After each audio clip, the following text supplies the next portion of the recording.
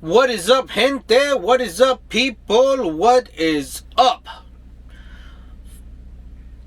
I hope you guys are having a beautiful day today. I hope you guys are getting your miles in, or if you're taking a 34, well, enjoy it.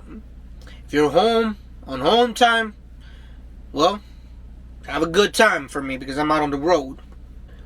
First of all, I want to say thank you for tuning in and watching the video. If you could, if you can, if you're able-bodied, and if you're not driving, go ahead and hit the little like, thumbs up button, okay? But on this video, man, if you can't do it, that's cool too. Now with that being said, man, I wanted to make this video and talk about my 2 years of having my CDO was this weekend. And I kind of wanted to, go back down memory lane because I feel kind of nostalgic. So, on this video, I'm going to talk about my experiences throughout these 2 years of me having my CDOs from when I got it till current day. So, I'm giving you a warning right now. If you're not the type of person that enjoys talking about, back in my days, then, you might not like this video. But, if you got nothing better to do and you just want to listen, then, pues vámonos. Let's go and let's, let me talk about it. And maybe, if you're a rookie driver or you're just getting, your start, getting your foot into trucking, hopefully what I share here can be of some use to you. If not, well, I'm sorry.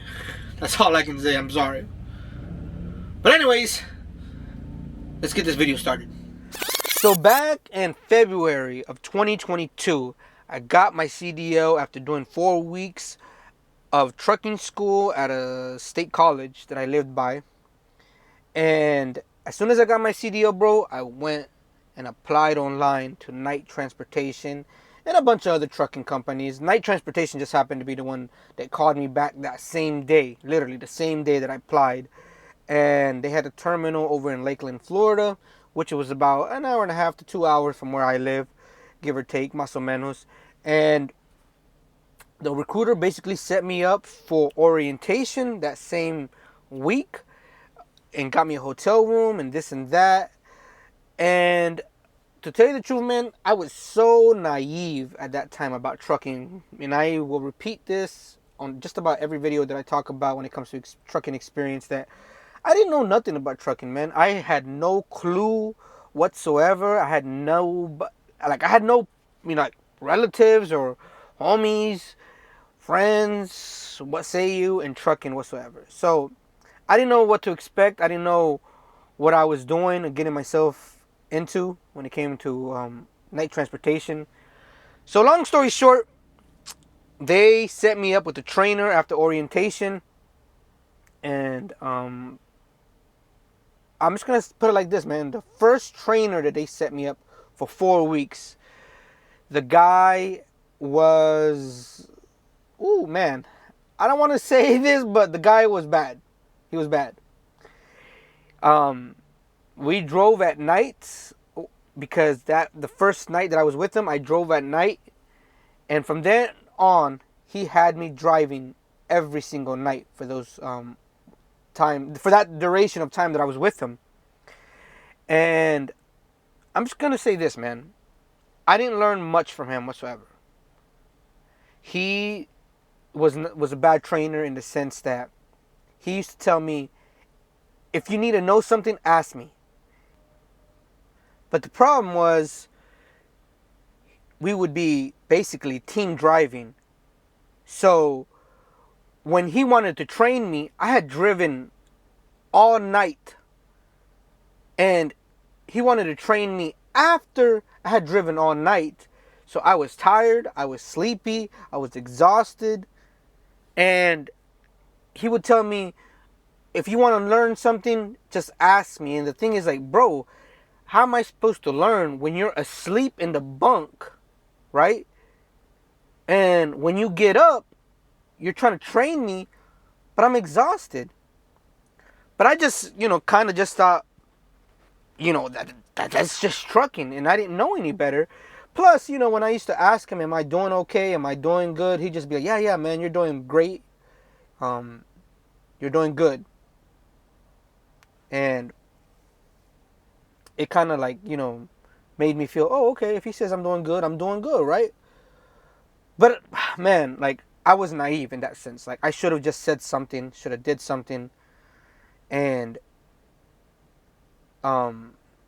maybe I wouldn't have wasted my time that first month. Because for 4 weeks I was with him, and when it came time to the road test to get my own truck, I failed it, man. I didn't know how to back. I didn't know nothing. Because basically this dude used me. After the fact, I realized this, right? Once I, realized, and I started sharing this with, the other people that I came across, other truck drivers, I realized that this trainer used me for my miles and basically used me as a team driver the whole time I was with him.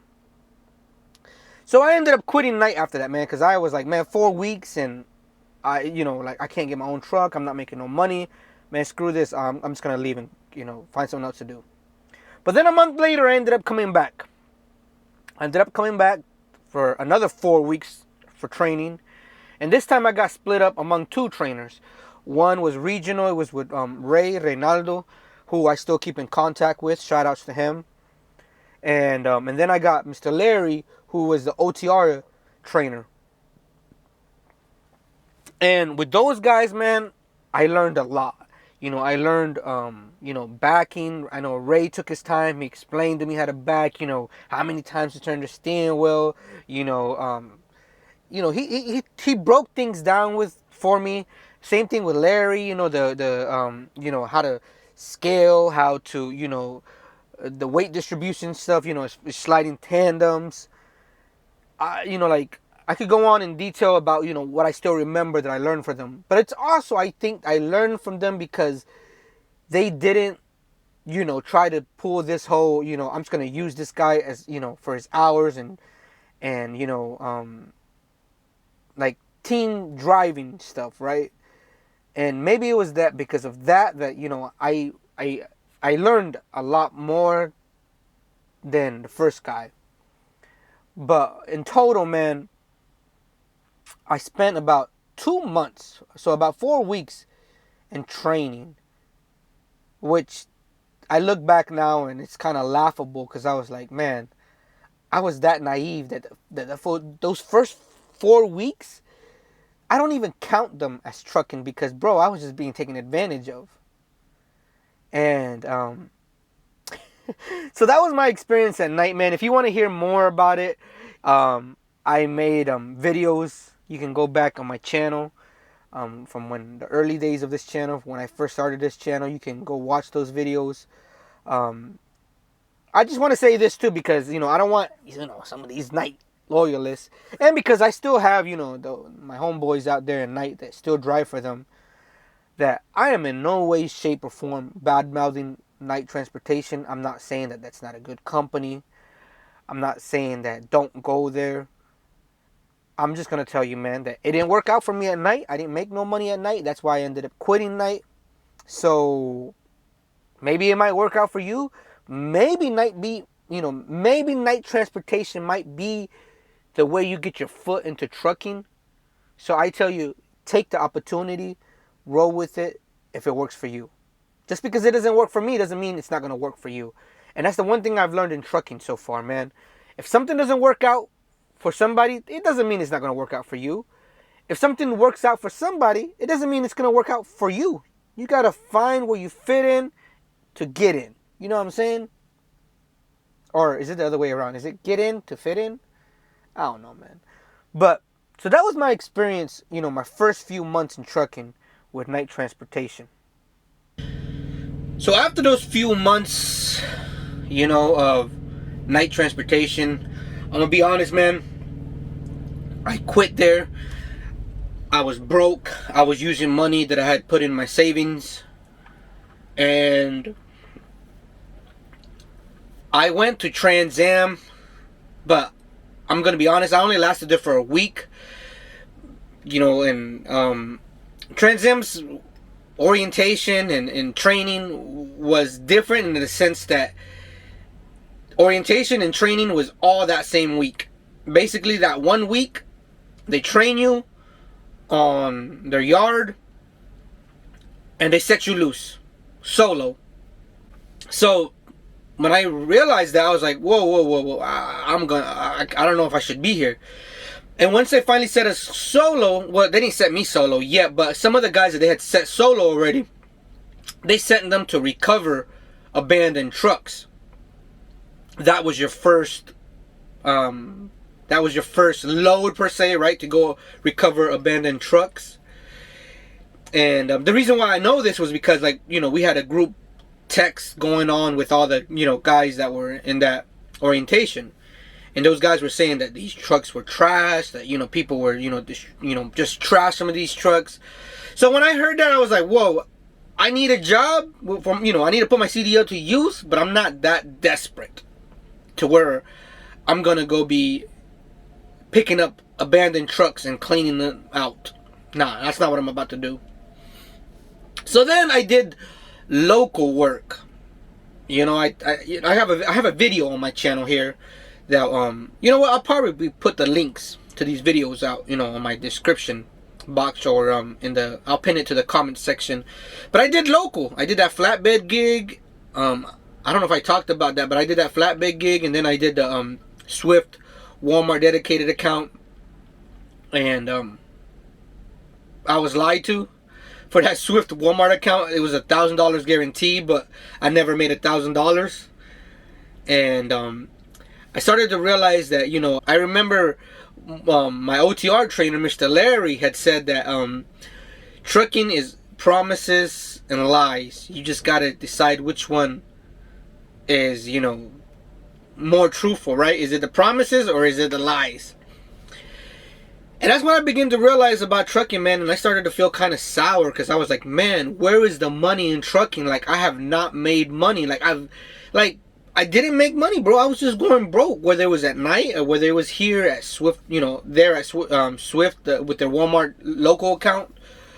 And man, I was honestly starting to kind of feel jaded and kind of regretful that I had gotten my CDL, because I was like, man, I am not making no money. I left a stable job that I had worked at for years, a decade, to come over here and just struggle, go broke. At least if I'm gonna go broke at home, at least I'm surrounded by family. At least I'm around people that I know, people that I care about. At least I'm gonna have food to eat. I can go to mom's house, I can go to my pop's house, and they're gonna make me, even if it's tortillas con mantequilla, I'm gonna have something to eat. But out here on the road, bro, it's like, if I go broke, I'm over here putting my credit card, and adding more debt to my debt. And yeah, man, I kind of just started feeling really discouraged. And I remember I had a conversation with my dad one day. I was like, Dad, or one night, I kind of regret getting my CDO. Like, I don't think this is it. I don't think that, getting my CDO is the right choice. I really got down, man. Like I said, I got really depressed, because I was like, what the heck did I just do? Because I got a loan out. I put it on a credit card, the CDO stuff, the financial stuff. I took out I used my credit card to pay for this crap, and the interest is crazy, right? So,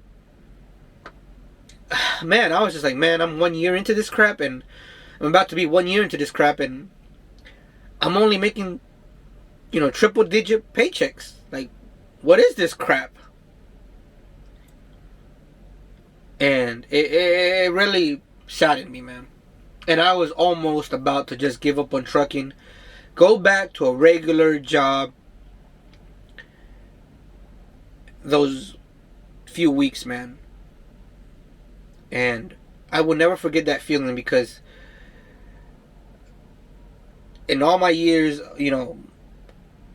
for the most part, I've never been unemployed. I've always, worked. I've always been the type to, believe in work. You can't just sit on your butt and expect, things to be given to you. I've always believed in, you got to go out and work for what you want.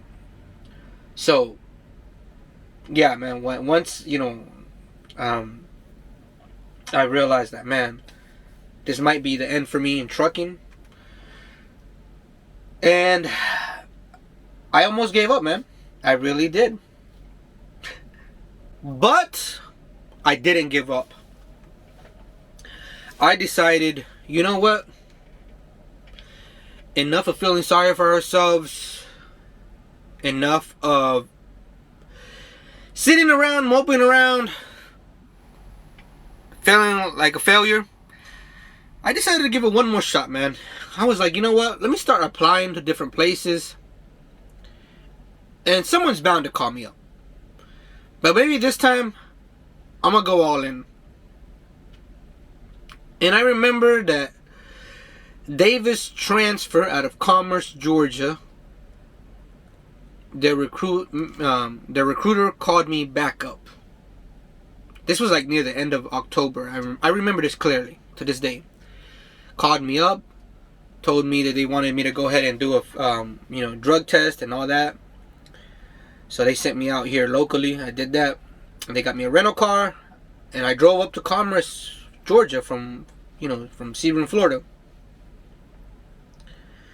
And we had orientation for 2 days. They set you up in a hotel room, this and that. Then they sent me out and a couple other guys down to Valdosta, Georgia to pick up the trucks. I ended up with the 2018 Freightliner Cascadia. It was an old truck, man. And I remember when I opened up that door of that truck, there was little cockroaches, man. Cucarachas. Cochino, cucarachas, bro. Gross. And I was just like, you know what? I need the money. Like, I haven't worked in a month, and I had gone through my savings. I need the money. So I went to Walmart. I bought some of them Raid foggers, set them up in the truck. And the next day, man, I opened the door and there was all these dead roaches in there. And I just, used my little vacuumed them up. Started putting my stuff back in there. And the next day, I asked for a load. They got me rolling. And I remember my first load was to deliver at a Lowe's store in Searcy, Arkansas. And man, all I'm gonna say about Davis Transfer, man, was God really looked out for me there, because that's where I started to make money. For the first time in trucking, I started seeing consistent miles, consistent paycheck. I was actually bringing $1,000 or more in my paychecks, and yeah, man, like they would get me home when I wanted to be home. Davis Transfer, man, I really believe that God used that company to set me up in trucking, man, to understand trucking and to finally make good money for me. But, months down, I think it was like 6 months later, Davis Transfer got bought out. They got bought out by USA Truck, and then USA Truck got bought out by DB Schenker. And I have a video of this situation on my channel as well too, which I'll try to pin the link, all these links in the description box or in the comment section. You guys can go watch those videos. So I'm not going to talk too much about that whole situation as to why how come I quit. You can go watch that video. And basically I was basically losing money again, micromanagement and all that. But with Davis Transfer, man, it's what actually solidified my hope in trucking for myself. Yes, they had old trucks, dirty trucks. The equipment was old as heck. They had super singles in the trailer. Some of those trailers were like from the 70s and the 80s or whatever, bro. But But I made money there, man. I got the miles in, so I'm not gonna complain too much. But I will always hold a special place in my heart when it comes to trucking for Davis Transfer, man. Because they completely changed my life around once I started making that kind of money. And to you guys, you guys might be like, oh man, that's not no money. That's not whatever, Maybe you're making $1 million, as a truck driver, as an owner operator, as a lease operator. I'm not making that much money, so to me, anything to $1,000 and up is good for me. I'm happy with that kind of money. But, I say this because I have no kids. No wife or nothing like that. I'm not paying no baby mama drama child support crap. So, good money to me might not be good money to you. So, currently in 2024 February, 2 years that I've had my CDO, I'm now with food grade tanker FlowTrans. I'm not gonna say I understand the trucking game completely, because I still don't, man. I'm learning every day out here. I bump into drivers, and especially with this YouTube stuff, drivers, reach out to me on, Instagram, on here, Facebook, or whatever. And I'm learning, I'm still learning, bro. But I will say that ever since I made the switch into food grade tanker, bro, I enjoy it a lot more compared to reefer at night transportation and that dedicated Walmart account, or even drive-in. I like food grade tanker, man. Like, I enjoy it. I've said this in previous videos about the company too. Like, it's not perfect. I don't want you guys to think like, oh, he has perfect. He's making a gazillion dollars out there. The vato is está ganando lana, yeah. He's getting that feria with FlowTrans. Again, man, I'm happy. I'm content. So that's all that matters to me, bro. When it comes to trucking, I'm making good money. To me, these people, they don't bother me. They leave me alone for the most part. Of course, you got to do your part too, tampoco. You don't want to be, you don't want to be all lazy, always being late to your appointments, not doing your part and stuff like that. Try to be reasonable, you know what I'm saying? But other than that, man, I don't have much complaints about them. Sure, there's little things that bother me, like such as the load information. I wish I would know if it was a dropping hook or not. Stuff like that. But again, it's minimal stuff, right? But I've made plenty of videos of FlowTrans, so I'm not gonna talk too much about them. You can go and watch those videos. Okay, so to conclude this video, I want to say this: in the 2 years that I've had my CDL, what have I learned? What kind of game can I, share with you guys? First of all, man, I would have, could have. Obviously, I can't change the past, but I shouldn't have wasted that much time with the first trainer at night transportation, right?